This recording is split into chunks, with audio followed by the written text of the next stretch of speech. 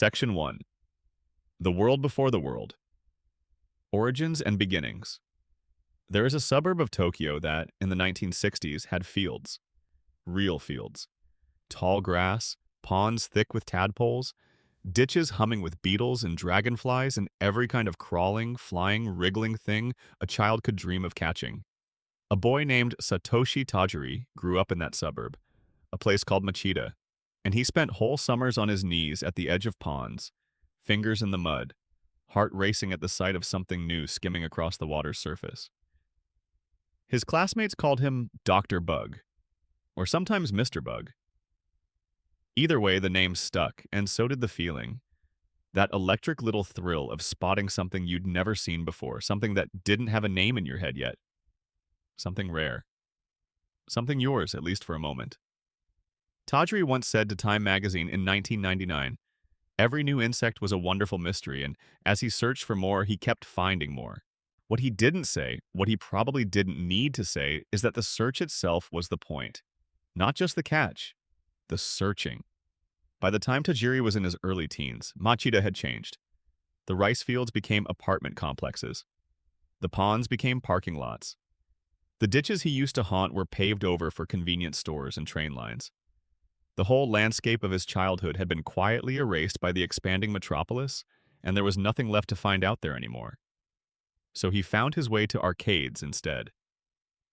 Space Invaders in 1978 was one of the first games to pull him in, and from that point forward, his obsession with bugs and his obsession with games began to slowly fuse into something neither one of them was supposed to become alone. He started a fanzine with a friend named Ken Sugimori. They called it Game Freak. It was literally pages stapled together, full of tips and strategies for arcade games. Not much more than that, but it grew. At its peak, it reached something like 10,000 readers. And at some point, Tajiri looked at what he had built, looked at the Game Boy sitting in his hands, watched the link cable that connected one Game Boy to another, and he saw bugs. He saw two insects passing on a branch. He saw the transaction of two living things encountering each other in the wild. He saw Pokémon. It took 6 years to build. 6 years of Game Freaks scraping together whatever money and people they could find, surviving on almost nothing. Tajiri himself reportedly not drawing a salary for long stretches of development. Nintendo was skeptical. The game was dense, strange, and didn't obviously fit any existing genre. It was a collection game, a battling game, a social game, all at the same time. It was, in many ways, the digital equivalent of what Tajiri lost when Machida paved over its ponds. And hidden inside its earliest bones are some mysteries worth knowing. The first Pokémon ever entered into the game's coding was not Pikachu. It was not Bulbasaur, not Charmander, not Squirtle. By internal index number, the first Pokémon to be coded into what would become Pokémon Red and Green was Raiden, the hulking, armored rhinoceros creature. This is why, if you look at the old statues scattered across Kanto, in gyms and buildings, they tend to look unmistakably like Raiden. The game was built around Raiden in a structural sense. It was the anchor point. But the very first sketch Ken Sugimori drew for the series, the very first Pokémon conceived as a design, was Clefairy. Sugimori has spoken about this in interviews. Clefairy came first, in terms of creative imagination. Raiden came first in terms of code. The distinction matters because it tells you something about how the game was built. The imagination ran ahead, and the engineering scrambled to catch up. The game was originally called Capsule Monsters, not Pocket Monsters, not Pokémon. In the very early pitch documents that have since surfaced in leaks and interviews, the creatures were described in ways that feel different from anything we'd recognize today. There were references to Mirage monsters, to Power Kings, to green dragons and fireflies. Almost none of it survived to the final product, but here's the interesting thing. Green dragon-type Pokémon did eventually appear in later generations, and firefly-based Pokémon too. The seeds of ideas have very long germination periods sometimes. Around 190 Pokémon were originally planned for the first games. 190. What made it to release was 151. 39 were cut, stripped out mostly due to the cartridge storage limitations of the original Game Boy hardware. The Cutting Room Floor, a community dedicated to finding unused game content, has documented many of these lost creatures over the years. When beta materials leaked in 2018 and 2019, players got their first real look at what those scrapped Pokémon might have been. A Yeti-like figure that appeared to be a male version of Jinx, a squid-type creature, a middle evolution between Psyduck and Golduck that never made it through, and an evolved form of Marowak that exists only as a ghost of what could have been. There was also something called Gorochu, an evolution of Raichu that was designed and scrapped. The name comes from Goro Goro, the Japanese onomatopoeia for the sound of rolling thunder. Raichu was supposed to evolve further. It didn't. The line stopped. And for decades, players wondered why Raichu felt somehow incomplete. And maybe this is why. Even Blastoise wasn't always going to be Squirtle's final form. The beta materials suggest that there may have been an entirely different creature standing between Wartortle and Blastoise, a separate evolution path that was eventually consolidated. The cannon-toting water turtle we all know is the product of a long process of simplification and revision. The Pokédex itself, the device that defines what Pokémon even is, the digital encyclopedia that players fill in over the course of the game, was not originally supposed to be digital at all. Early sketches and concept documents describe it as a physical notebook, something the player would write in by hand, recording their own observations. The shift toward a high-tech gadget came later, as Game Freak leaned into a world where nature and technology coexist in this particular, precarious balance. But the notebook version carries a certain poetry to it. It's more like what Tajiri actually did as a kid, scribbling in a journal about the beetles he found. The link cable. It's worth dwelling on the link cable for a moment, because without it, none of this exists. When Tajiri saw one Game Boy connected to another, he imagined creatures passing between them the way insects pass between two branches. The act of trading Pokémon, or Banama, which forces players to give something away in order to get something back, mirrors the ecology of the natural world in a way that no other game mechanic quite does. You cannot complete the Pokédex alone. You need other people. You always have. Gary Oak, Ash's rival in the anime, is named Shigeru in the original Japanese version. Shigeru. That's the first name of Shigeru Miyamoto, the creator of Mario and Donkey Kong and The Legend of Zelda. Tajiri considered Miyamoto a mentor and something close to a patron saint of his creative life. Putting his mentor's name on the rival character, the one who's always a step ahead, who always seems to have it together, is one of the quieter tributes in video game history.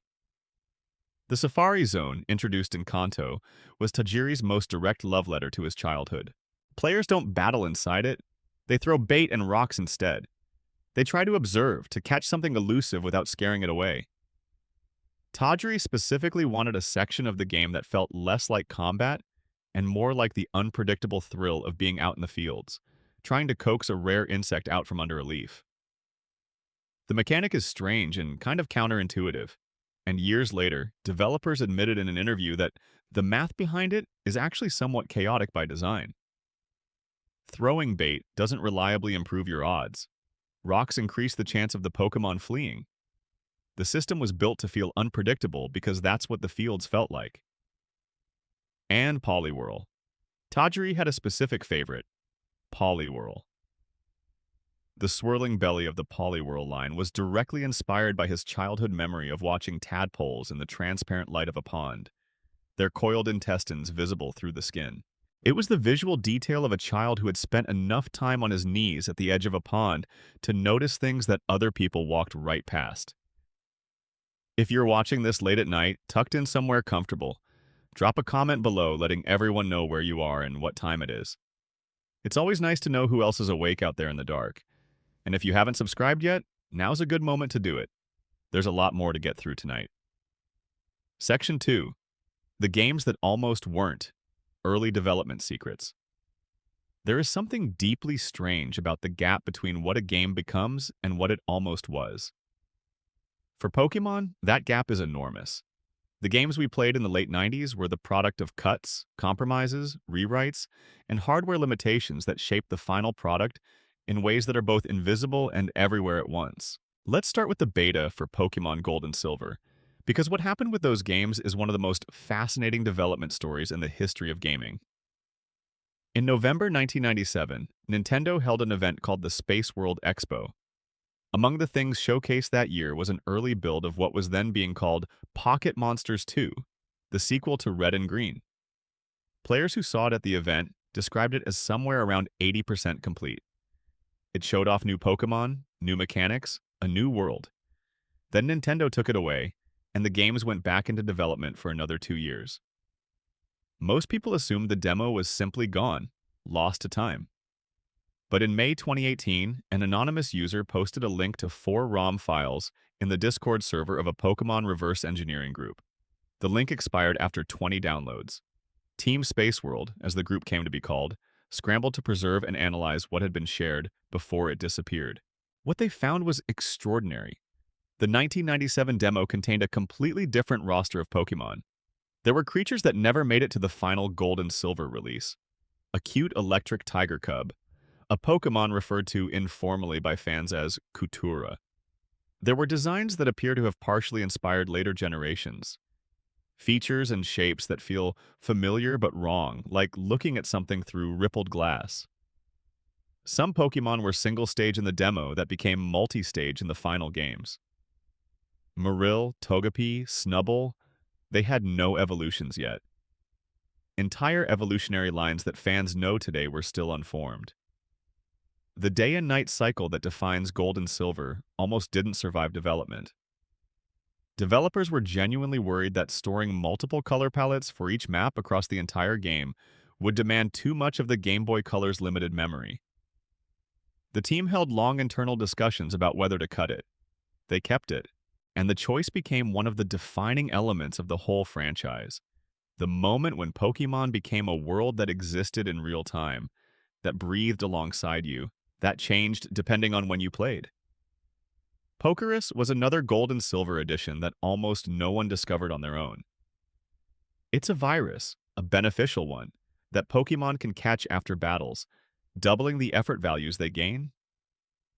The odds of encountering it in the wild are roughly 3 in 65,536, or about 1 in 21,845. For comparison, the odds of encountering a shiny Pokémon in Generation 2 were 1 in 8,192. Pokerus is rarer than shiny Pokémon. Most players who encountered it thought they had glitched their game. Professor Elm calls you to say, "I discovered an odd thing. Apparently there's something called Pokerus. It multiplies fast. It doesn't seem to do anything. I guess it's nothing to worry about." His first assessment is wrong. It does something. It does quite a lot. But Elm doesn't know that yet, and most players didn't either. The battle tower that appeared in Pokémon Crystal was the first dedicated competitive battle facility outside the main storyline. What makes it interesting is that it was conceived as a testing environment for artificial intelligence programming. Developers wanted a space where trainers could fight against opponents using unusual, non-standard strategies. Opponents who didn't follow the predictable gym leader approach of leading with their type-based moves. The tower was an experiment in making the AI think differently. That experiment became the Battle Frontier in Emerald, then the Battle Maison in later generations, then the entire complex infrastructure of competitive post-game content that serious players spend hundreds of hours inside. The Trick Room in Ruby and Sapphire, that eccentric puzzle-filled house run by the Trick Master, was originally supposed to be much bigger. Development notes suggest it was designed as a sprawling labyrinth, room after room of traps and trainers, with new layers unlocking as you progressed through the story. The Game Boy Advance's storage limitations compressed it into the quirky side attraction it became. But traces of its ambitions survive in the files. Unused data referencing a team of Pokémon that the Trick Master was supposed to battle the player with after every challenge. He was supposed to be an opponent as much as a host. That version of him never made it out. In Ruby and Sapphire, there were also unused cries in the code, sounds that didn't match any known Pokémon. Researchers believe these were placeholder audio for early legendary concepts that were scrapped before development, settled on Kyogre, Groudon, and Rayquaza. Game Freak has always worked this way. Cast a wide creative net first, then cut and cut and cut. These phantom cries are the sound of creatures that existed only in concept for a few months before being erased. Some of them, fans speculate, may have partially inspired Pokémon that appeared in later generations. The ideas don't always disappear. Sometimes they just wait. Mirage Island. It deserves its own quiet paragraph. In Ruby and Sapphire, Mirage Island was a location that appeared in the game only when a specific random number matched a value in your party. The odds of this happening on any given day were astronomically low. Players could complete entire playthroughs without ever seeing it. An old man in Log Town stands at his window every day, looking out to sea, telling you he can't see Mirage Island today. Most players never heard him say anything different. The island contained a rare item and a patch of grass where a certain Pokémon could be found. But the real legacy of Mirage Island is the mystery of it. The feeling that somewhere in the sea there was something you couldn't reach, that the world was slightly larger than you could prove. The berries in Ruby and Sapphire were tied to a real-time clock in the Game Boy Advance cartridge. Plant a berry, come back in real time, and it would have grown. But there was a battery inside the cartridge that powered that clock and eventually the battery died. When it did, the berries stopped growing. Forever. A lot of players discovered this years into owning the game and thought something had broken. Some invisible catastrophe had visited their save file. In a sense, it had. Time itself had stopped for the Hoenn region. The problem became widespread enough that later games introduced mechanics specifically designed to let players reset time-based features, because the hardware simply couldn't guarantee permanence. The daylight saving time adjustment. The real-time clock in Gold and Silver required players to adjust for daylight saving time manually. There was a menu hidden in the game to do this. It was so buried that most players never found it. And anyone who lived in a region that changed the clocks twice a year spent months with time-based events slightly out of sync, wondering why the weekly events weren't triggering correctly, why the Pokémon in certain areas weren't appearing, why the game felt like it was running slightly off. Diamond and Pearl had an underground feature, a sprawling subterranean network where players could dig for fossils, plant flags, decorate their secret bases. And buried in the code was an unused mechanic. Players could apparently bury items underground that other players could later dig up. A multiplayer scavenger hunt, it was cut before launch, likely due to balance concerns about rare items. But the spirit of it, that sense of leaving something in the world for someone else to find, eventually made its way back into Brilliant Diamond and Shining Pearl, where the expanded underground mining gave players more to excavate and discover. The Pokémon Snap for Nintendo 64 was never supposed to be a full game. It began as a way for HAL Laboratory to test the 3D models of Kanto Pokémon outside of the Game Boy's constraints. The developers wanted to see what the creatures looked like in full, rendered detail, moving through actual environments. When they realized how much joy there was in simply watching a Pikachu wander across a beach or a Snorlax sleep in a clearing, the project expanded into something releasable. That's why Pokémon Snap feels more like a showcase than a traditional game. Because that's what it was. A window into a world that was starting to take shape in 3 dimensions. And there's one more thing about Snap.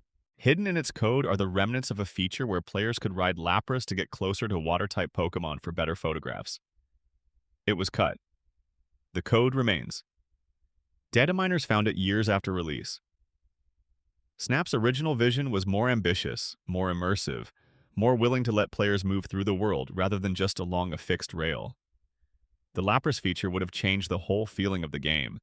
Instead, it sits in the cartridge like a small preserved fossil, the idea of a thing that could swim, but never did. Section 3. The glitches that became legend missing. No is not quite a Pokémon. It's also not quite not a Pokémon. It exists in a space between things, between defined creature and undefined code, between content and absence, between what was planned and what the programmers left behind. Its name, in Japanese, is Ketsuben, missing number. The name tells you what it is before you've even seen it. The mechanics of encountering missing no are, in retrospect, elegant in their accidental complexity. In Pokémon Red and Blue, when you enter a new route or area, the game updates the table of Pokémon that can appear in wild encounters. But cities don't have grass, so when you're in a city, that table doesn't update. It sits, loaded from the last route you were in, waiting. The old man in Viridian City shows you a tutorial on how to catch Pokémon. To do this, the game temporarily uses the bytes normally occupied by your player name to store a different name, the old man's name. When the tutorial ends, those bytes go back to storing your name. But here is where the accident lives. When you then fly to Cinnabar Island and surf up and down the coast, the game tries to load a list of Pokémon encounters for that coastal tile. That list is built using your player name. The letters of your name correspond to specific internal index numbers. And some of those index numbers, the ones that correspond to the gaps in the Pokédex where cut Pokémon used to be, belong to Missing No. So Missing No is, in a sense, haunted by the names players gave themselves. It appears differently depending on what you chose to call yourself. And the most famous version, the garbled tower of scrambled pixel data, is the visual residue of a Pokémon that no longer exists. The sprite is built from terrain tiles, from NPC graphics, from whatever the game can find nearby to fill the shape. It is the ghost of 39 cut creatures wearing whatever debris happens to be lying around. The 2020 leak of the Pokémon Blue source code confirmed that the gaps Missing No occupies in the Pokédex do correspond to deleted Pokémon. The slots where those creatures used to live are still there, structurally, inside the game. Just emptied out, Missing No fills. Those voids the same way air fills a space left behind when something is removed. Not intentionally, not dramatically, just because the game needs something to put there, and the programmer's placeholder never got cleaned up. If you encounter Missing No and catch it, your sixth item's quantity increases by 128. This is not a feature. It is a side effect of the same memory corruption that produces Missing No in the first place. The game reading Pokémon data from your item inventory and interpreting numbers it finds there as quantities. For players in the 1990s who discovered this accidentally, it was a miracle. Suddenly they had 129 Master Balls, or 129 rare candies. The glitch became a strategy. Nintendo warned that it could corrupt save files, which it can. But for millions of kids, the risk was worth it. There are other glitch Pokémon in Red and Blue. Missing No gets all the fame, but dozens of others lurk in the code. Some of them, like M, the variant that appears as two empty boxes, can break the game more catastrophically than Missing No ever could. M can cause freezes. It can corrupt Hall of Fame data. Some glitch Pokémon can delete a save file completely if you withdraw them from the PC under the wrong conditions. The most famous glitch in video game history is, by the standards of its peers, actually one of the more polite ones. Glitch City. The Safari Zone in Red and Blue had a mechanic where if you saved and reset at precisely the right moment, after starting to leave but before the game fully registered your exit, you could find yourself transported to a corrupted version of the surrounding map. Tiles from different locations stitched together randomly. Walls where there should be ground. Open spaces where there should be walls. Trainers frozen in impossible positions. It felt less like finding a bug and more like slipping between the layers of the game's reality, reaching behind the scenery and touching the raw structure underneath. Players who stumbled into Glitch City in the 1990s talked about it in hushed, odd tones, like they'd gone somewhere they weren't supposed to be, because, in a sense, they had. The Trainer Fly Mew glitch. This one is beautiful. In Red and Blue, when a trainer spots you on the overworld and initiates a battle, the game stores a specific identifier in memory. If you press start fast enough after being spotted, before the battle actually triggers, you can open the menu and use fly or teleport to escape. When you do, the stored battle identifier doesn't get cleared. It sits in memory like an unread message. Later, when you walk into any other wild encounter, the game loads both the normal wild Pokémon data and the still stored trainer battle data at the same time. The combination produces a corrupted encounter, and depending on exactly which trainer you used and the specific values stored, that corrupted encounter can resolve to Pokémon number 21 in the internal index, which is Mew. Mew, legitimately unobtainable in normal gameplay. Officially distributed only at special Nintendo events in the 1990s. Hidden inside the game by programmer Shigeki Morimoto in 300 spare bytes of cartridge space after he was explicitly told by management not to add anything else to the code, The Mew that lives in red and blue is one of the most famous pieces of unauthorized game content in the history of the medium. And the trainer fly glitch, discovered years after release, was the first legitimate way to find it without cheating. The Focus Energy move. In red and blue, Focus Energy was supposed to double the user's critical hit rate. That was its design, that was what the move was for. But the programmer who coded it made an error. Instead of multiplying the critical hit rate by 4, the game's intended internal representation of doubled. The code accidentally divided by 4. For 2 full generations of Pokémon games, Focus Energy actively made your Pokémon worse. Players who figured this out stopped using it entirely. The mistake was corrected in Generation 3. But for years, anyone who trusted the move description was punished for their faith in the text. The Invisible PC.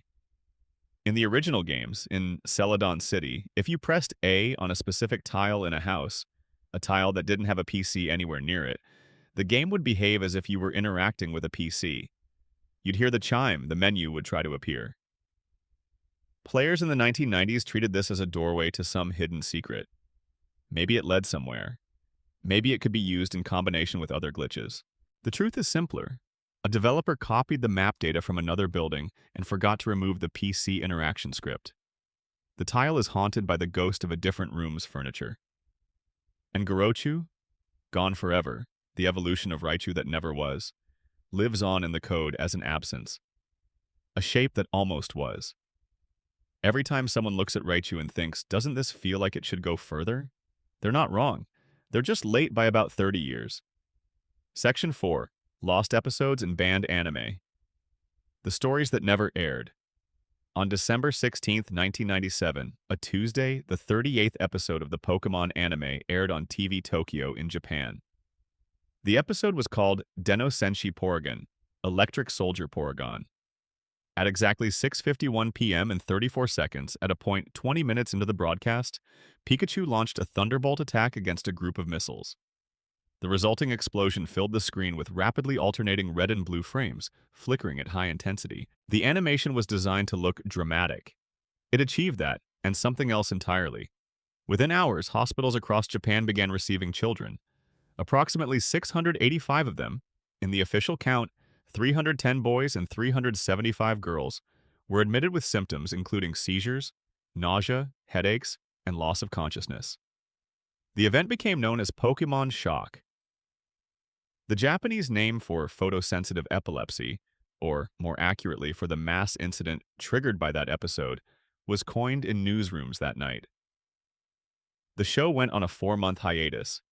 Nintendo's stock dropped by 12,200 yen. TV Tokyo issued a public apology. The episode was pulled from every scheduled rerun and has never been broadcast again anywhere in the world. When the anime returned, the production team had gone back through prior episodes and dimmed the intensity of flashing sequences across the board. Porygon never appeared in a major anime episode again. Here is the part that has bothered Pokémon fans for almost 3 decades. Pikachu caused the flashing lights, not Porygon. Pikachu's Thunderbolt attack, striking a group of missiles, created the explosion that generated the strobing effect. Porygon and Team Rocket's Porygon were present in the episode, but the animation that triggered the mass health incident was caused by Pikachu. The episode could just as easily be titled Electric Soldier Pikachu, but it isn't. And Porygon has been the silent scapegoat ever since. Even Porygon's evolutions, Porygon 2 and Porygon Z, which appeared in later games, have never received significant anime screen time as a direct result of that 1997 night. The Legend of Dratini is episode 35 of the original anime run. It features the Kanto Safari Zone, a warden named Kaiser who is visually modeled after Clint Eastwood, and a plotline about a rare Dratini hidden in the Safari Zone's deepest waters. Kaiser points a revolver at Ash. He fires his gun at Team Rocket. He is, for a children's anime, almost comically confrontational with firearms. The episode never aired outside Japan. It was never dubbed into English. The closest international audiences got was a brief continuity patch later in the series that explained, vaguely, that Ash had somehow acquired a herd of 30 toros while at the Safari Zone. Players who hadn't seen the episode had no idea where those toros came from. They just appeared one day like they'd always been there. There was also something the Safari Zone warden revealed in that episode that was, at the time, genuinely mind-blowing. He owned a Dragonite. A fully evolved, massively powerful Dragonite. To Western fans who never saw the episode, Dragonite remained one of the most mysterious and mythologized Pokémon in the entire series. A creature so powerful and so rare that almost no one encountered it without deliberate, extended grinding. To Japanese fans, the Warden had one. He just had one, kept quietly in his possession, like it was nothing remarkable. Two audiences, two entirely different understandings of what Dragonite was. Beauty and the Beach was episode 18 of the original series. It aired in Japan in 1997 and featured James from Team Rocket wearing an inflatable bodysuit that gave him the appearance of a woman competing in a beach beauty contest with exaggeratedly large inflatable breasts.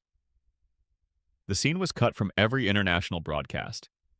The episode did eventually air on Cartoon Network in the United States in 2000, edited as a so-called lost episode, and then it disappeared from broadcast again almost immediately.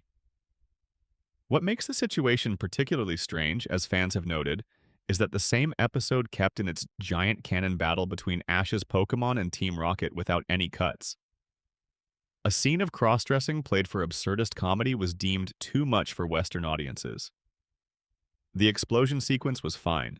The Jinx episodes deserve a careful look. In the original anime, Jinx, a humanoid psychic-type Pokémon, was depicted with black skin and large pink lips, a design that drew comparisons to blackface caricatures. The controversy was raised publicly in the early 2000s, and Game Freak responded by changing Jinx's skin color to purple in the games, and retroactively altering several anime episodes. What makes this obscure is the retroactive nature of it. Physical D, V, the releases of certain early episodes contain versions with recolored Jinx, meaning fans who own physical copies from different periods have slightly different versions of the same scenes. If you compare them side by side, the difference is visible. The banned episode that featured a samurai-themed trainer who wielded a sword alongside his Pokémon. This one barely got past the script stage. Storyboards exist according to interviews with crew members, but the episode was scrapped during production over concerns about weapon depictions in children's programming. It exists in a stranger category than the other banned episodes, not aired and then pulled, but conceived and then shelved before reaching completion. A ghost episode. A story that never quite became itself. And Meowth. In the early drafts of the Team Rocket dynamic, Meowth was supposed to leave. He was slated to depart the group, have an arc that led him away, and not return. The voice actress Inuko Inuyama, who played him in the Japanese original, improvised a delivery that gave Meowth a street-smart, world-weary quality that wasn't in the script. She built him into something that felt specific and irreplaceable. Fan response was so strong that the writers bent the story back around Meowth's continued presence. He stayed. In the dynamic of the Team Rocket trio, the bickering, the loyalty, the comedy, became one of the defining textures of the show's first several years. Team Rocket's motto changes completely depending on the country. English audiences know, prepare for trouble, and make it double. But the Japanese version of the same speech is tonally different, more poetic, sometimes referencing love or honor, sometimes using wordplay that doesn't survive translation. In some international dubs, the motto is changed even further to fit local cadences and cultural references. There are dozens of Team Rocket mottos in existence across different language versions of the show, each one a slightly different interpretation of the same two people declaring their theatrical commitment to making trouble. Section 5. The Pokémon that almost existed. Scrapped designs and lost creatures. In the darkness of development, there are things that almost lived. The Space World. 1997 demo leak in 2018 gave the Pokémon community its clearest view yet of the alternative history of Generation 2. Among the most striking discoveries, pre-evolution forms of Pokémon that don't currently have them, and baby versions of creatures that never evolved beyond that early stage in the final game. A pre-evolved form of Meowth that looked scraggly and underfed. An early Donphan that was slightly different in proportion and feel. and a Pokémon called informally by fans Kurisu, an early design for what might have been a steel type before steel type even existed, shaped like a small knight or automaton. There were branching evolutions planned, not just for Eevee, but for several existing Pokémon. The demo shows evidence of Game Freak experimenting with the idea of evolutionary paths splitting based on conditions, similar to Eevee but applied to creatures that seemed less obviously built for it.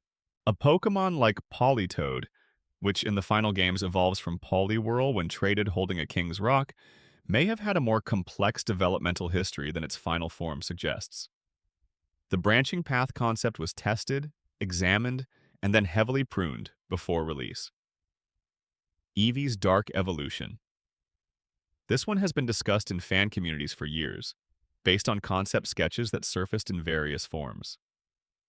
The idea was that in Generation 2, alongside Espeon and Umbreon, there would have been a third new Eevee evolution, one triggered by low friendship rather than high friendship, an inverse Espeon. The sketches suggest a design that leaned into something colder and more unsettling than Umbreon's elegant Midnight. It never made it through.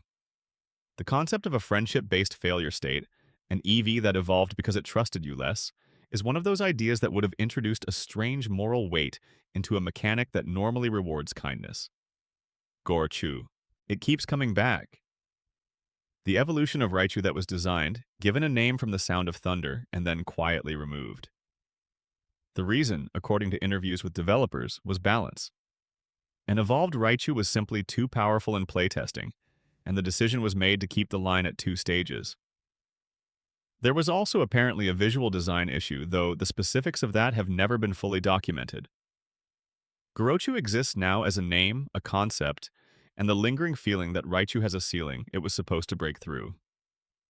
In the original Red and Green beta, one creature that fans have studied closely is a sprite nicknamed Omega, a figure that seems to have been directly inspired by kaiju design, specifically the Ultraman franchise that Tajiri loved as a child. In the very early pitch documents for Pokémon, when the game was still called Capsule Monsters, the influence of kaiju cinema on the creature designs is visible and direct. The transformation from city-destroying monsters to pocket-sized companions is less of a conceptual leap than it might seem. They both trade in the wonder of encountering something enormous and unknown. Omega never made it through, but the kaiju DNA is still visible in Pokémon like Tyranitar and Nidoking, creatures built with that particular sense of ancient, barely contained force. Pokémon Gold and Silver had beta designs for an electric tiger cub, the creature fans have come to call Kutura. Tiny, round, quietly energetic, it would have fit neatly into the Johto Pokédex. Some fans believe its design was partially recycled into later generations, that the ideas it carried found their way into other electric-type Pokémon. Whether or not that's true, the sprite survives in the leaked demo data, a creature that lived for 2 years inside a development build and then simply ceased to exist. There was a plan, at some point in the franchise's early history, to allow players to combine Pokémon, creating hybrid designs that incorporated visual and mechanical elements of multiple creatures. The concept would later become the foundation of countless fan games and the popular Pokémon Fusion generator that spread across the internet in the 2000s. The reason Game Freak scrapped it was explicit. They felt that it undermined the individuality of each species.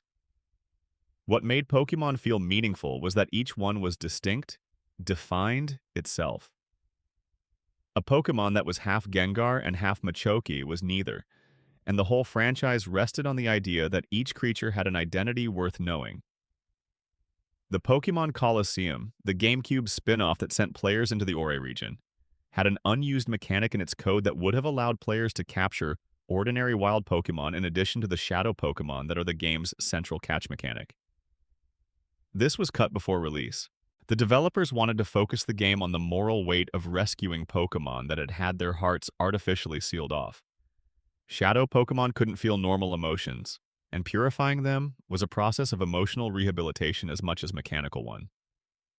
Allowing players to also just catch normal wild Pokémon would have diluted that focus. But the wild battle code exists in the game files, structurally complete, waiting for something to trigger it. Cubone. The skull it wears is the skull of its deceased mother. This is canonical, established in the Pokédex. But early concept art showed Cubone with multiple skull designs, different skull types suggesting different species of mother, different histories, different individual tragedies. Each Cubone could have been carrying a specifically different kind of grief. That version of the lore was abandoned before release, leaving the skull ambiguous and universal. But the concept documents suggest that at one point, the sadness was supposed to be more precisely calibrated, more personal. There is a theory, persistent, unconfirmed, never officially denied, that Ditto is a failed clone of Mew. The evidence cited is specific. Ditto shares Mew's pale pink coloration in their base forms. Ditto's shiny form is the same pale blue as shiny Mew. Ditto shares Mew's weight, and most strikingly, both Pokémon share the move Transform as a natural ability. Given that Mewtwo is a confirmed successful clone of Mew, the theory holds that Ditto represents an earlier, less successful attempt, a creature that could take any shape but couldn't fully stabilize its own. Game Freak has never confirmed this. The geography of the Pokémon world doesn't contradict it. Section 6. The trading card game's darkest corners. There is a Raichu card that technically should not exist. In the late 1990s, when Wizards of the Coast was managing the English release of the Pokémon trading card game, they held promotional league events before each new set launched. At these events, select participants received specially stamped promo cards, cards that bore the word pre-release in green letters in the lower right corner of the artwork window. 4 official pre-release cards were distributed this way, covering the Jungle, Fossil, Team Rocket, and Gym Heroes sets. For the Jungle expansion, the pre-release promo was Clefable. That was the plan. The print sheet was supposed to be nothing but Clefables. But during a print run, an error crept in. Somewhere between 8 and 11 base set Raichu cards, the standard, unlimited Raichu from the original base set, received the pre-release stamp by accident. The stamp wasn't meant to be there. The Raichus weren't jungle cards. The whole thing was a mistake. Wizards of the Coast reportedly destroyed most of the error cards when the mistake was caught. But some employees kept theirs. And for years, the existence of the pre-release Raichu was treated as a rumor, a piece of trading card folklore with no physical evidence. The first documented public sighting was at the 1999 Pokémon Tropical Mega Battle Tournament in Honolulu, where a WotC representative named Andrew Finch showed one to a representative from Media Factory. A forum post from that event, written by a contributor named Ito, described the incident in enough detail to establish a timeline, but not enough to silence the skeptics. The card remained unconfirmed as real until 2006, when former Wizards of the Coast employee Mike Boozer produced photographs in his own account of the card's origins. The community had debated it for 7 years at that point. In September 2025, the only known PSA-authenticated example sold at Heritage Auctions for $550,000, a record for any English-language Pokémon card. It is a card that was never supposed to exist, supposed to be destroyed. Survived anyway. Worth more than a luxury car. The Ancient Mew promo card, distributed during the second Pokémon movie in 1999, is a different kind of mystery. It was printed in a runic-looking script that appeared, to most people who received it, to be purely decorative. The card depicted Mew in a style designed to evoke an ancient artifact. Most players assumed it was a collector's item with no competitive application, something to frame, not to play with. But the text was readable. It wasn't decorative filler. A translated version of the card's Japanese text revealed that, in certain tournament formats, the Ancient Mew could be deployed in ways that created significant strategic imbalances. The card was subsequently banned from official tournaments. A card that millions of people thought was purely ornamental turned out to have functional game text that, when properly read, broke the system it existed within. In the late 1990s, there was a widespread rumor in the trading card community that Psychic-type Pokémon cards were cursed. The specific detail cited was their purple color. The rumor wasn't any more specific than that. Purple meant cursed, and some children genuinely refused to include them in their decks, or accepted them from trade packs but kept them separated from their other cards. Wizards of the Coast eventually issued statements debunking the claim. The purple card curse is fascinating not because anyone genuinely believed it in a deep way, but because it spread at all. Because the trading card game had become so culturally saturated in that period, that even its color palette could generate folklore. There was another mechanic in the TCG that quietly shaped a generation of competitive players without them realizing it. The rental Pokémon and Pokémon Stadium 2 were deliberately built with movesets based on actual competitive strategies being used by real players at the time. The development team had researched what moves experienced players were running, and they incorporated those choices into the rental decks. Kids who used the rental Pokémon were, without knowing it, getting an education in competitive meta theory. They were learning why Surf was better than Water Gun, why Psychic was the right TM for Alakazam, why certain types of coverage mattered, all delivered in the form of a game that let them watch Pokémon fight in 3D for the first time. The Pokémon Adventures manga, the one sometimes called Pokémon Special, has a darkness to it that the anime never touched. One arc features a villain using a scyther to cut a gym leader in half. Not metaphorically.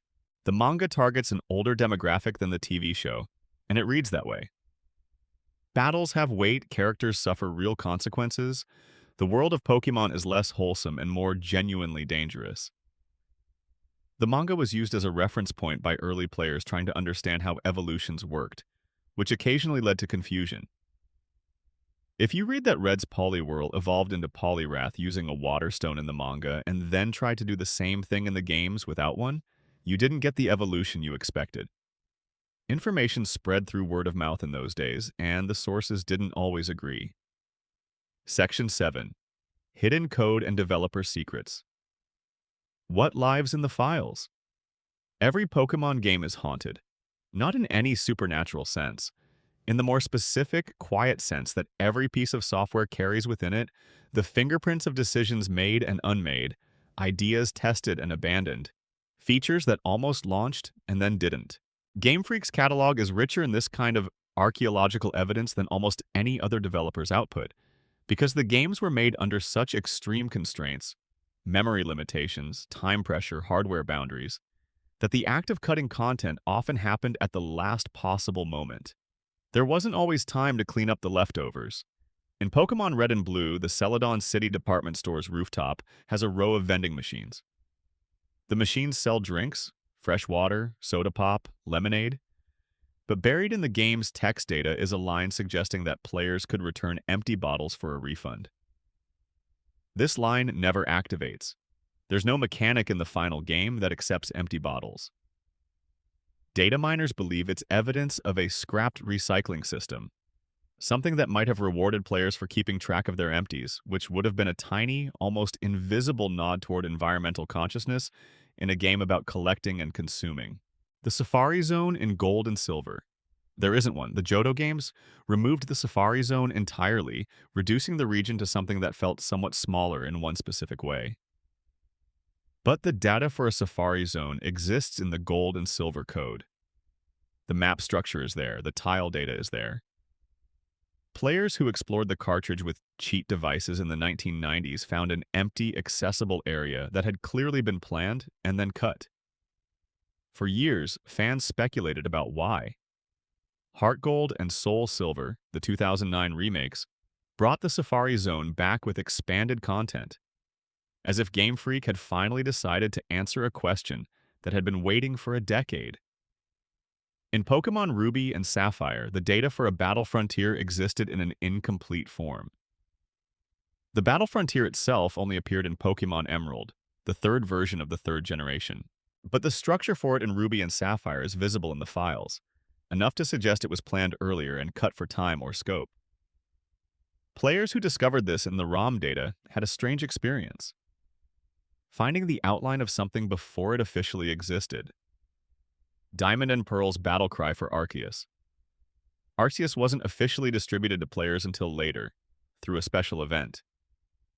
But inside Diamond and Pearl's sound files, there was a battle cry assigned to Arceus, the legendary Pokémon described as having created the universe.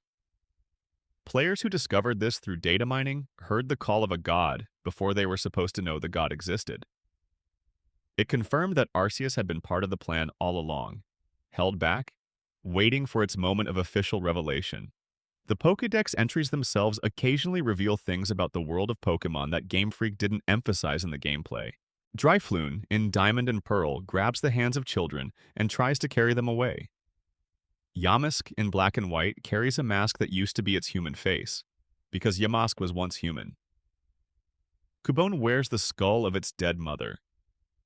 Phantump is a ghost that possesses a dead tree stump, created when a child dies in the forest. The games have, since the earliest days, contained genuinely dark lore in these small text boxes. Lore that most players scroll past, accept it without reflection, and then carry with them for years without quite understanding why certain Pokémon feel unsettling. The Pokémon Crimson and Scarlet games, and really the games from Sword and Shield onward, introduced a kind of transparency about unused content that earlier generations never had. Sword and Shield contained unused animations for Pokémon interacting with the wild area in ways that didn't make it into the final release. Specific Pokémon had animations suggesting they could follow players around the overworld, or chase items in the grass, or react to the environment in ways that were never activated. These animations are readable in the game files, accessible to data miners who have patiently cataloged them. They represent the testing of a mechanic, following Pokémon, that would eventually return properly in later DLC. The unused app in Diamond and Pearl's Pokewatch. The Pokewatch was a wristwatch-style device with multiple applications: a step counter, a calendar, a map, a friendship checker. And hidden in the code was a 13th app that never appeared in the final game: an alarm clock. It would have allowed players to set a real-world alarm using their Nintendo DS, triggered by a sound from the game. The feature was apparently removed because of battery drain concerns. The DS's battery life was already limited, and running an alarm function would have pushed it further. But the idea is fascinating. The moment where a Pokémon game stopped being something you played and became something that woke you up in the morning. Pokémon Black and White had an early draft that included a functioning underground subway system connecting multiple cities in real time. The idea was atmospheric and ambitious: a lived-in urban environment where transit infrastructure existed and players could use it. The Nintendo DS hardware couldn't support the constant data loading that real-time city navigation would have required. What survived instead was the Battle Subway, a simplified competitive facility that replaced the commuter experience with trainer battles. The scrapped idea found its echo in Kalos's Lumiose City in Generation 6, which had a taxi service that gestured toward the same feeling of living in a city that moves.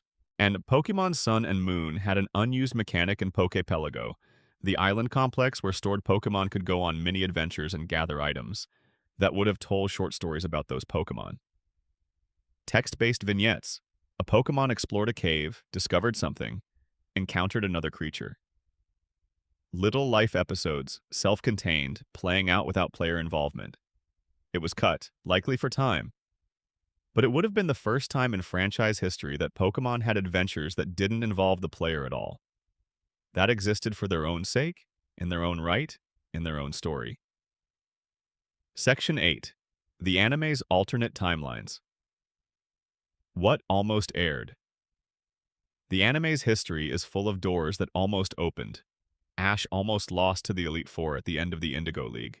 Not just in the semi-finals against Richie. Originally, scripts were written in which he went further, made it to the final rounds. Won, became champion. The executives at the production company looked at those scripts and said, if Ash wins now, the story is over. The forward momentum that has carried viewers through the whole journey evaporates. They directed the writers to make him lose, and so Richie's Charizard, or Charmander in Japanese, won a battle it wasn't originally scheduled to win, and Ash's perpetual reaching but not quite arriving became the defining feature of his character for almost 2.5 decades. He didn't win the World Coronation Series and become world champion until 2023 in the anime's Japanese broadcast. He came that close, that early, and was turned around at the door. The anime almost ended after the Indigo League entirely. The production team wasn't certain the show would continue beyond its first arc. Plans were drafted for Ash to go home, to return to Pallet Town, to let the story close. The franchise's explosive popularity made that impossible. There was too much commercial momentum to allow the narrative to stop. But it explains why the Indigo League arc, in retrospect, has a more self-contained feeling than what came after it. It was written by people who thought they might be writing a complete story. Misty almost never made it to Johto. After the Orange Islands arc, the production team seriously considered replacing her with a new companion to match the new region.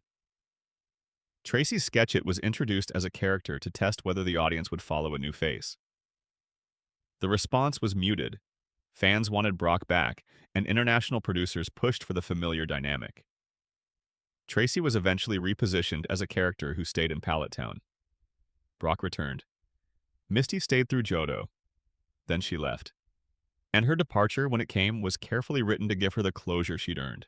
But there's a version of events where she leaves after the Orange Islands, quietly, and most Western fans don't even notice she's gone. Misty might have been the main character entirely. When the anime was being pitched to networks, producers considered making the female companion, who would have been Misty or a similar water-type specialist, the central protagonist, with the trainer role as the story's core. A girl who caught Pokémon and battled, while Ash played a supporting role. TV executives thought a male protagonist would sell better internationally, particularly in the American market. The pitch pivoted. Ash became the center of the story. Misty remained, and her presence shaped the show in ways that resonate through 25 years of continuity. Brock wasn't supposed to be a permanent fixture either. The early plan for the Pokémon anime was to cycle companions regularly, to introduce gym leaders as traveling partners for a few episodes each, showcasing different regions and personalities without committing to any single secondary cast member. Brock's chemistry with Ash and Misty, and the specific texture of how those three characters played off each other, made the writers reluctant to rotate him out. The production team abandoned the rotating companions model and committed to the two-partner format instead. That decision became the template for every iteration of the anime that followed. Team Rocket almost got their own spin-off. At one point in the franchise's early years, the popularity of Jessie, James, and Meowth had reached the point where they were threatening to overshadow Ash in audience preference metrics. The idea of a show centered on them, following their individual dreams after leaving Giovanni, was apparently considered seriously enough to enter early development conversations before being set aside. The decision was made to keep them as comic relief, as foils, as the recurring structure that gave episodes a consistent shape. But the spin-off existed for a while as a possibility, a version of the Pokémon anime that started from the other side of every battle. Giovanni was originally supposed to be a recurring antagonist who personally hunted Ash. There were story notes for an arc in which Giovanni, fed up with Team Rocket's repeated failures, took direct action, targeting Ash himself as the source of his organization's ongoing humiliation. The concept was abandoned because it would have required Giovanni to appear frequently and in detail, which would have stripped away the mystique that made him effective as a background presence. Kept in shadow, giving orders through monitors, he stayed intimidating. Brought into the foreground, he would have become just another obstacle. The Shadow won. James from Team Rocket was supposed to have a more sustained arc around his wealthy background. In the show's early days, it emerged that James came from an extravagantly rich family, a detail used for comedy, mostly, in a handful of episodes. But the original concept called for this to be a recurring theme. James caught between two worlds, the privileged life he was born into and the criminal one he chose. Episodes would have shown that tension more explicitly, given him more obvious internal conflict. That version of James would have been significantly more complex than the one that aired. What remained of the concept is visible in how unexpectedly sympathetic James reads throughout the series. There's a specific quality to his loneliness that suggests the writers never fully let the richer characterization go. Ash's Charizard was supposed to stay permanently disobedient, the arc of Charmander evolving into Charmeleon, then into Charizard, and then refusing to battle, sitting down on the field, rolling over and sleeping while opponents waited, was originally designed as a running gag. A reminder that not every Pokémon bows to its trainer's will. Fan response to Charizard was so overwhelmingly affectionate that the writers felt the obligation to give him a redemption arc. They wrote the Charizard Chills episode, in which Ash risks his own safety to keep Charizard warm through a brutal night in a frozen environment. Charizard wakes up loyal. The gag became a story. The story became one of the most referenced character arcs in the anime's history. Pidgeot. Ash caught a Pidgey early in the series. It evolved into Pidgeotto and eventually into Pidgeot. In an episode near the end of the Indigo League era, Ash left Pidgeot behind in the Viridian Forest to lead and protect a flock of Pidgey and Pidgeotto. He promised to return. He never did. In the decades since that episode aired, Pidgeot has never come back into the main anime continuity. The promise has never been addressed. It is one of the show's most quietly persistent, unresolved threads. Not dramatic enough to be a cliffhanger, not forgotten enough to feel resolved, just sitting there in the background of the franchise's history. Ash promised to return. He hasn't yet. Section 9. Localization Mysteries and Cultural Shifts. What got lost in translation? Pokémon crossed the Pacific Ocean in 1998 and arrived in the United States carrying changes it had accumulated during the crossing, like a ship picking up barnacles on a long voyage. The game, the anime, the trading cards, all of them were modified in ways that ranged from the trivial to the fundamental. And most of those changes happened quietly, without announcement, without anyone asking whether the change was an improvement. The move Splash, Magikarp's signature useless maneuver. In English, it's called Splash, a water-related name that makes a kind of intuitive sense for a fish, even if Hoppip, a grass-type Pokémon that has nothing to do with water, also learns the move. The reason Hoppip can splash without any connection to water is that the original Japanese name for the move is not splash at all. It's hop, just hop. A translation of the frantic, helpless flopping motion that Magikarp makes when stranded on land. When the move was localized into English, the name changed, and the new name carried the implicit suggestion that water was involved. Pokémon that clearly weren't splashing, anything kept the move because it was technically the same ability, just named differently. The word splash became cemented into the franchise's DNA by a single localization choice made in the late 1990s. Hitmonchan and Hitmonlee. In English, these are tributes to Jackie Chan and Bruce Lee, respectively. Two martial arts legends recognizable to Western audiences. But in Japanese, the names tell a different story. Hitmonlee is called Sawamura, after Tadashi Sawamura, a real-life karate practitioner who died young in a tragic car accident and became a symbol of martial artistry in Japan. Hitmonchan is called Ebuwalar, after boxer Hiroyuki Ebihara, a Japanese world flyweight champion in the 1960s. The localization replaced Japanese cultural references with Western ones, maintaining the tribute structure while swapping out the specific figures being honored. Neither set of names is wrong, they're just pointing at different faces in the same crowd. The English theme song for the Pokémon anime, Gotta Catch 'Em All, is not a translation of the Japanese theme. The Japanese opening, Mezas Pokémon Master, is a different song with different priorities. Where the English version emphasizes collection, competition, and the ambition of catching every single creature, the Japanese version centers on friendship, personal growth, and the journey itself. Two different marketing philosophies, two different cultural emphases, two different ideas about what Pokémon is fundamentally about. The English slogan, Gotta Catch 'Em All, became one of the most recognized advertising phrases of the 1990s, shaping how an entire generation of Western players understood what the game was asking of them. Brock's characterization was handled differently in virtually every country that aired the Pokémon anime. In the Japanese version, Brock's flirtation with women is a persistent, recurring part of his character, played for comedy, but consistent and frequent. In the American dub, many of these scenes were altered or trimmed. In some other international versions, the changes went further. Brock was replaced entirely by an original character for the early run, because his personality didn't translate cleanly to certain cultural contexts. This extended to his career aspiration. In some dubs, his desire to become a Pokémon breeder was changed to a desire to become a cook or a doctor or any number of alternatives that felt more locally appropriate. The internal names for unknown in Pokémon Gold and Silver.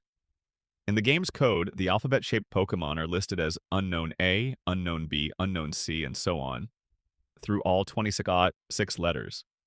But the early development builds also contained placeholder sprites for punctuation marks, exclamation points, question marks, additional symbols beyond the alphabet. The developers considered giving Unknown a significantly broader range of forms, extending the gimmick from 26 shapes to something more expansive. What made it into the final game was the alphabet. What might have been was a much larger character set, a fuller visual language.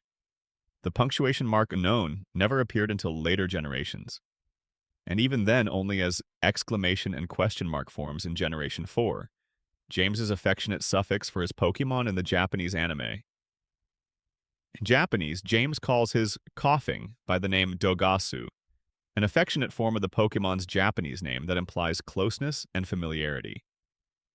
English audiences never heard this. The dubbed version uses only the standard Pokémon names. But in the original Japanese run, this kind of personalization, a trainer giving their Pokémon informal, specific names within the dialogue, was part of how James's particular tenderness toward his Pokémon was communicated.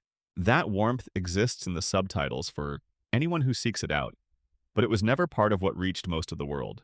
The Pokémon games have been localized into dozens of languages, and in each language, the localization teams made decisions that compounded over time.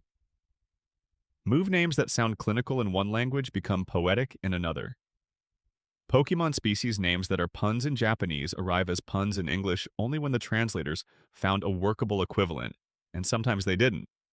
And so a Pokémon whose Japanese name contains a specific reference to mythology or wordplay has an English name that carries none of that resonance. Vaporeon, Flareon, Jolteon. These English names are clean and evocative but largely content-free, where the Japanese counterparts often carry specific meanings tied to the Pokémon's nature or origin. And then there is the matter of Magikarp's Japanese name. In Japanese, Magikarp is called Koi Kingu, Koi King. The original Japanese name makes the mythology explicit. This is a koi, a carp, and it is going to become a dragon. The Chinese legend of the carp that leaps over the dragon gate and transforms into a dragon, the myth of perseverance rewarded by transformation, is baked directly into the name. The English name Magikarp is evocative and fun. Magic plus carp. But it hides the reference.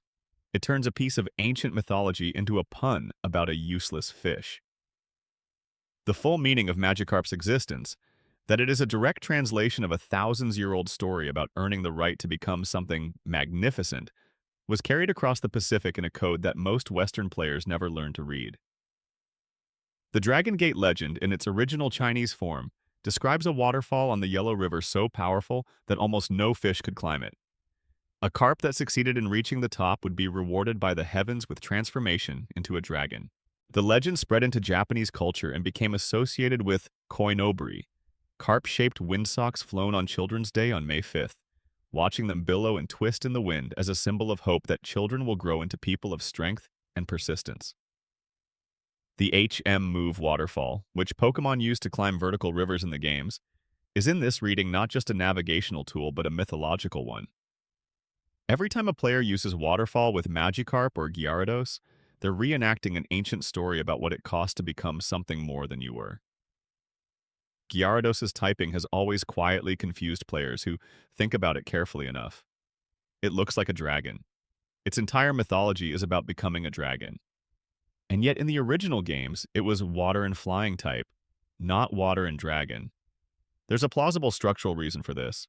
If Gyarados had been water and dragon in Generation 1, it would have been extremely difficult to counter. Water type resists ice, and ice was the only type besides dragon itself that was super effective against dragon types.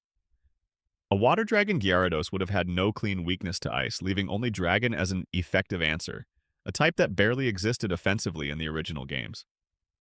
The flying type gave Gyarados a real weakness to electric, which Pikachu could exploit. It gave the design a competitive check, and it may have been a deliberate design choice to prevent what would have otherwise been an almost unassailable Pokémon at the mid-game level. Section 10. Myths, Rumors, and the Pokémon Playground Era. The lies we told each other. There is a specific kind of knowledge that only exists between children in the years before the internet became dominant. It moves sideways through classrooms, through lunch tables, through backyards and bus rides and birthday parties. It has no source you can verify. It mutates in transit. It becomes more elaborate with each retelling because the teller doesn't know where the story ends, so they add to it. In the late 1990s, Pokémon was the substrate that this kind of knowledge grew on better than almost anything before or since. Pika Blue. Every person who played Pokémon Red or Blue in 1998 or 1999 heard about Pika at some point. The name varied.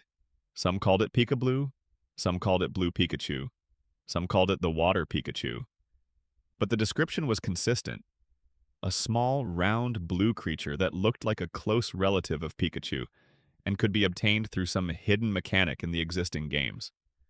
The rumors varied about how beat the Elite Four 100 times, walk a specific number of steps at a specific location, use a water stone on your Pikachu at the right level. What Pika actually was, Marill. A Generation 2 Pokémon, a water type with a blue body and a ball at the end of its tail that appeared in the theatrical short Pikachu's Vacation, screened before the first Pokémon movie in Japan in 1998. International audiences saw it briefly in promotional materials. The Topps trading cards for the first movie in North America actually labeled Marill as Pika, cementing the confusion. When Gold and Silver released and Marill was simply there, catchable, unremarkable in terms of rarity, not a secret at all, the Pika mythology collapsed. It had been a preview of the future, mistaken for a hidden secret in the present. The truck. There is a truck near the dock in Vermilion City, next to the SS Anne. It's on an island accessible only by surfing early in the game, which normally wasn't possible. Players who found ways to reach it, through glitches, through borrowing HM moves from traded Pokémon, discovered the truck and immediately assumed it was covering something. The most persistent version of the rumor was that Mew was underneath it, and that using the HM strength on the truck would move it, revealing a Mew encounter. Thousands of hours of childhood were spent trying this. None of it worked. The truck was placed there by a developer as a piece of environmental detail, and if there was any secret attached to it, it was never documented. In Generation 7, Pokémon Sun and Moon placed a functionally identical parked truck near a harbor as a deliberate Easter egg, Game Freak's acknowledgement of the myth 20 years after the fact. The Pokégods. This is the broader mythology that Pika and the truck both fed into. The belief that the original games contain powerful, hidden Pokémon accessible only through elaborate sequences of actions that no one had ever actually done correctly. The creatures had names: Pika, Charcolt, Cubone's mother, as a catchable Pokémon, Mew3. Some had fake screenshots attached to them. Some appeared in photocopied magazine scans that circulated through schools. Others were communicated verbally, one child to another, in the specific, breathless tone of someone who definitely knows someone whose cousin tried it, and it worked. The Pokégods had consistent characteristics across most versions of the story. They were stronger than Mewtwo. They were unobtainable through any normal means. They required specific sequences like defeat the Elite Four 100 times in a row without using any healing items, or start a new game, name yourself a specific word, and something different will happen. Or trade your strongest Pokémon to a specific NPC, and a special event will trigger. None of these were real, but the internet wasn't yet the automatic debunking mechanism it would later become. And without instant verification, the rumors could sustain themselves for months before anyone was able to conclusively disprove them to everyone who'd heard them. Some magazines, targeted at children and eager for content, published Pokégod rumors as if they were possible secrets, couched in enough hedge language to avoid outright fabrication, but clearly irresponsible about the certainty they implied. This wasn't unusual for gaming journalism of the era. Tip-line culture, reader-submitted content, and the difficulty of fact-checking any of it quickly. But it amplified the mythology significantly. Kids who might have eventually discovered the rumors were false through their own attempts now had printed authority telling them these things might be real. Mew3 was the most durable of the Pokégods myths. Its basis was a single line of dialogue in the first Pokémon movie, in which someone mentions a further experiment. Combined with Mewtwo's backstory as a cloned Pokémon and the franchise's established pattern of numbered sequences, the idea of a Mew3 felt structurally inevitable to players who were thinking. Like franchise logic demanded they think. If Mewtwo exists, there must be a Mew3. If there's a 1, there must be a 3. The reasoning was impeccable and completely wrong. The B button catch trick. Pressing B at the precise moment a Pokeball bounced to supposedly increase the odds of catching a Pokémon. This one is interesting because it doesn't rely on a hidden Pokémon or a developer's Easter egg. It's purely about the player believing their own inputs had mechanical effect. There is no such mechanic. The catch probability is calculated the moment the ball hits the Pokémon, entirely separate from anything the player does afterward. But the trick spread anyway, for the same reason any superstitious behavior spreads. Occasionally the ball captures the Pokémon, which confirms the belief in the mind of the person pressing B. Confirmation bias delivered through random number generation. The 100-step shiny farming. In Gold and Silver, there was a player-discovered belief that walking exactly 256 steps between actions would optimize friendship gain for certain Pokémon, the ones that evolved through happiness, like Togepi and Eevee's new Johto evolutions. This one is partially true. The game does calculate friendship in step-based intervals, and there is a mechanical sweet spot around the 256 step mark. But players built elaborate rituals around this that extended far beyond what the mechanic actually required. Walking in specific patterns, in specific locations, at specific in-game times of day. The true mechanic was real. The superstructure of ritual around it was mythology. The Marowak ghost in Pokémon Tower in Lavender Town. In Red and Blue, during the story, the player confronts the ghost of a Marowak killed by Team Rocket, a mother who died protecting her child, which is Cubone. The ghost can't be caught.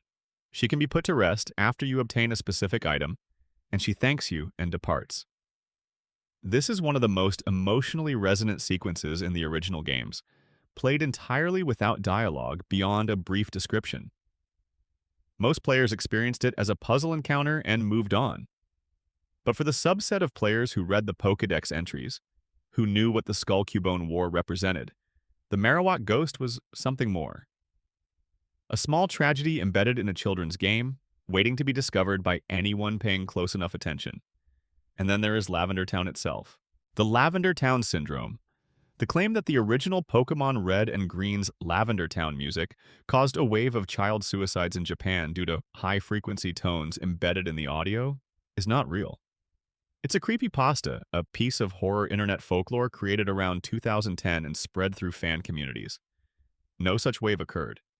The music was later changed for international releases because Game Freak felt it was too unsettling, which is true, but the change was a creative decision, not a response to any health incident.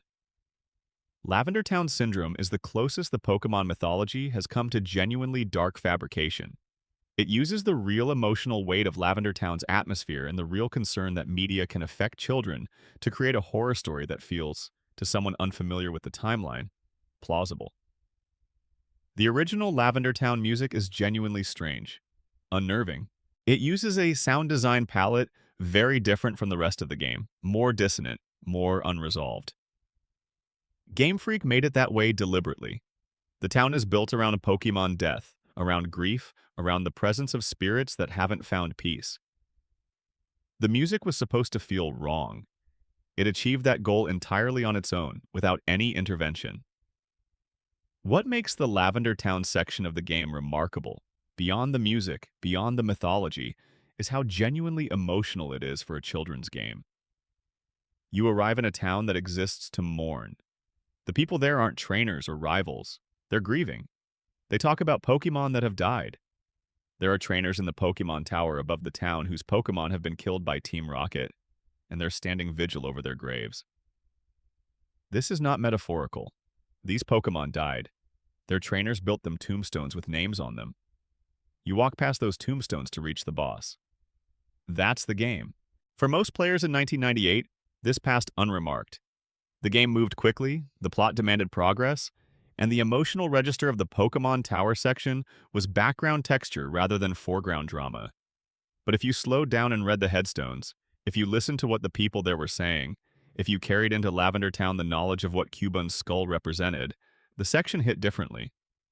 Some players remember it as the first time a game made them feel something that wasn't excitement, something quieter and harder to name. Section 11. Mew, Mythology, and the Philosophy of 151. Mew was never supposed to be in the game. This is the version of the story told by Shigeki Morimoto, one of the original programmers, in an interview with Satoru Iwata published around the time of Heart Gold and Soul Silver. After the debugging tools were removed from the cartridge and the game was considered finished, Morimoto found approximately 300 bytes of unused space remaining. He used those 300 bytes to add Mew, without asking, after being told that no further additions were to be made to the code. He did it anyway. 300 bytes is almost nothing. It's barely enough to hold a short paragraph of text. The fact that a fully functional Pokémon, with a sprite, a cry, a moveset, a Pokédex number, and working catch mechanics, fit into 300 bytes is a testament to the extreme compression expertise that defined development under those hardware constraints. But the story is also remarkable for what it reveals about the culture of the project. A programmer, working alone, decided that the game needed one more thing, decided that he could fit it, did it, and created one of the most enduring legends in the history of gaming. Because Mew was never supposed to be catchable. It was distributed at official Nintendo events. You went to a mall, a game store, an expo, and Nintendo staff would connect your Game Boy to a machine and give you Mew directly.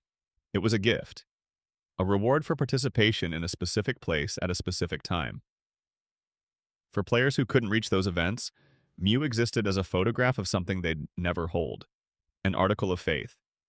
And then someone discovered the trainer fly glitch, and suddenly Mew was accessible through the game code itself, through a specific manipulation of memory addresses that no one had intended, but that followed inevitably from how the game was built. And then someone discovered that missing nose item duplication could produce Master Balls in quantity, and Mew could be caught with a Master Ball, and the chain of accessibility extended further. The gift became a secret, became a glitch, became a method, became a community practice. The mythology calcified around it, the Mew under the truck, the 100th Tauros in the Safari Zone that held a secret, the special sequence in the unknown dungeon that revealed something. These myths orbit Mew specifically because Mew represented something philosophically important to the game's early players, the possibility that the world you'd explored was not fully mapped, that there was something beyond the 150, something that the game was withholding, something that you had not yet earned the right to see. Arceus is Mew's logical conclusion. Where Mew is the ancestor, the genetic source from which all Pokémon derive, Arceus is the origin before the origin. The creature described as having created the Pokémon universe, predating even the concept of Pokémon, existing outside the categories and types and mechanics that define everything else. Arceus has 1,000 arms, symbolized by its 100 plates. It shaped time and space and matter into the world you explored in Diamond and Pearl.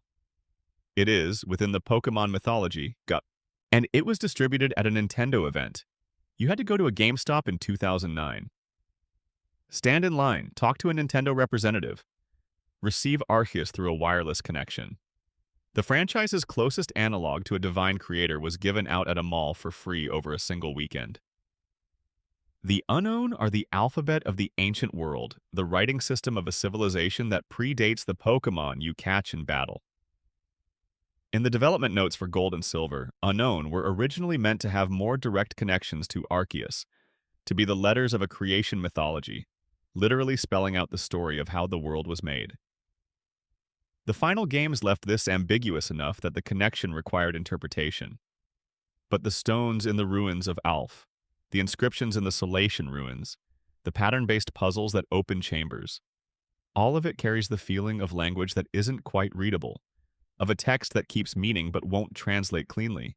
The Ditto Mew theory, that Ditto is a failed clone, gains some of its resonance from the fact that the Pokémon universe has established that humans have the capacity to clone Pokémon. Mewtwo exists as proof of this. If they tried once and succeeded, the assumption that there were earlier failures is not unreasonable. And Ditto's specific characteristics, the weight, the shared move, the shiny color correspondence, are either an extraordinary coincidence or a piece of deliberate lore that Game Freak has chosen not to confirm, leaving the question permanently open. This is, in its way, a kind of craft, leaving just enough there to sustain the question without ever answering it. The universe of Pokémon is much stranger and darker and more philosophical than it usually presents itself as being. The Pokédex describes Gengar as the shadow of a human who has been separated from their body. Shedinja, the hollow shell left behind when Nincada evolves, has a mysterious, lightless hole in its back, and any living being who peers into that hole is said to have their soul stolen. Spiritomb is the malevolent essence of 108 souls bound together in a keystone as punishment for their misdeeds. The franchise at its edges is a mythology, a cosmology, a quietly terrifying account of life and death and transformation, and the things that remain after something living stops being alive. And somehow all of this exists in a game rated everyone, sold in toy stores, targeted at children, built on the premise of collecting animals in small spherical containers. Section 12. The Final Mysteries. What we still don't know. Some mysteries resolve, some deepen. The Mew story has an ending. Morimoto added it in 300 bytes. Masuda confirmed the basic outline of the account. The game shipped with Mew in it, and nobody at Nintendo knew until players started finding it at events and trading it to friends who hadn't gone. The ending doesn't diminish the story. It makes the story more human. A programmer who loved his work enough to put something extra in it, quietly, just because he could. The pre-release Raichu has an ending too now. It was confirmed real in 2006, it sold at auction in 2025 for more than $500,000, and the question of whether it existed has been replaced by the question of how many survived the attempted destruction. The answer appears to be between 8 and 11, depending on the source. Most of them are still unaccounted for. Somewhere in someone's collection or closet or drawer, there may be a Raichu card that shouldn't exist. Worth more than most cars, unidentified and unexamined. The Space World 1997 demo creatures don't have endings yet. We know their sprites. We know some of their stats. We don't know why specific decisions were made to cut them, which ones influenced later designs, whether any of them will eventually make it into an official game in some form. Fan communities have studied them extensively, and the picture that emerges is of a franchise that has always been willing to be ambitious, to design more than it can contain, and to cut with ruthlessness when the hardware demands it. The Pokégods are fully resolved, in the sense that they were never real, and the internet has made it easy to verify this. But they're also not entirely resolved, because the generation of players who believed in them, even briefly, carries that belief as a memory of what it felt like to imagine that the world had more in it than you could see. That somewhere in the code there was a creature more powerful than anything you'd encountered, waiting for the right combination of steps to reveal itself. That feeling, Marta, the willingness to believe in a hidden more, is not a mistake. It's what made Pokémon mean something. The franchise is now almost 30 years old. It has generated more revenue than any other media franchise in history, more than Star Wars, more than Marvel, more than any other property you could name. It employs thousands of people across games, anime, cards, merchandise, theme parks, and films. And it started with one man on his knees in the mud, watching tadpoles, convinced that every new thing he hadn't yet found was going to be worth finding. There's a version of this that's easy to dismiss. A children's franchise, a product, a commercial property. But Tajiri's original impulse, the one that generated everything, was about paying attention, about the specific, disciplined, patient attention required to find something rare. To learn what things are called. To understand why a Magikarp's evolution into Gyarados mirrors a 2,000-year-old myth about perseverance and transformation. To notice that the Pokerus is rarer than a shiny Pokémon, and most people never find out it exists. To understand that missing no is not random noise, but the shape left behind by 39 creatures that once had names and now are gone. The mysteries are still there. They always will be. Every generation of games carries inside it the shadows of the generation it almost was. Every creature that exists in the final release carries the memory of a version that didn't make it. Every mechanic that shipped has a sibling mechanic that was cut. The franchise is built on this kind of layered history, on the sediment of decisions made under constraint, preserved incompletely in code and in memory, and in the conversations of people who are still trying to figure out what they found. Shiny Pokémon. Before Gold and Silver shipped, a developer realized they could change a Pokémon's color data using a programming shortcut that cost almost nothing in terms of memory. An entire color variant system, built in almost as an afterthought. The mechanic has driven hundreds of millions of hours of gameplay since, has given players something to search for that is genuinely rare. Odds of 1 in 8,192 in earlier generations, 1 in 4,096 in more recent ones. Rare enough that finding one feels meaningful. That flash of sparkle at the start of an encounter, that sense that the universe briefly noticed you and decided to show you something different. A small gift from a programmer who found some spare memory and thought, what if? Tajiri once said that Pokémon was everything he did as a kid, rolled into one thing. The bug collecting, the arcade games, the friendships built around shared obsession, the notebooks where he recorded what he found, the searching that never quite ends because there's always one more to find. There are still Pokémon with Pokédex entries that describe things the games never explain. There are still cut creatures sleeping in development documents. There are still promo cards that haven't been confirmed or denied. There are still fans in their 30s and 40s who remember pressing B at the exact moment the ball bounced, certain it would work this time. The searching is the point, it always was. Consider what it means that a game which began as a way to digitize the experience of catching insects in a suburb of Tokyo has become the most commercially successful media franchise in human history. At some point along that trajectory, somewhere between the first Game Boy Link cable trade and the billions of Pokémon caught in Pokémon Go, the franchise crossed a threshold and became something larger than any single person's intentions for it. It became a shared mythology, a collective imagination, a world that more humans have visited in some form than any other fictional world that has ever been built. And yet it retains the grain of the original impulse. You still walk through tall grass and something jumps out at you. You still don't know exactly what you're going to find. You still feel that same small surge. Older now, more complicated, filtered through decades of nostalgia and familiarity. When the sparkle appears at the start of an encounter and you realize you're looking at something you've never quite seen before. The unknown are still carved into the walls of ancient ruins, spelling out something. Nobody has translated all of it. The Pokédex entries still describe things that the games never show you.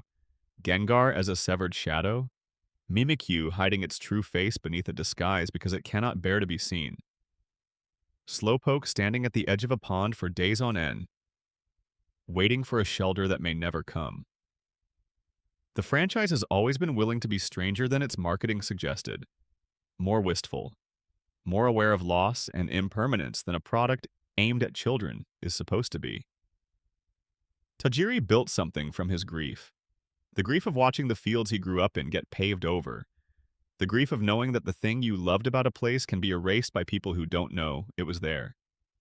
He turned that into a game about finding and catching and learning the names of things you might otherwise miss. About paying attention before the moment passes. The mysteries in this list are not merely curiosities. They're evidence of that quality in the franchise, evidence that at every level of its creation, from the programmers who left unused code in the cartridge to the writers who gave Meowth a personality richer than his script required, people made choices that went further than the job required. Put more in. Cared more than they needed to. Left things behind for others to find, like the man who put Mew in 300 spare bytes. Just because the space was there. Just because something should fill it. Sleep well.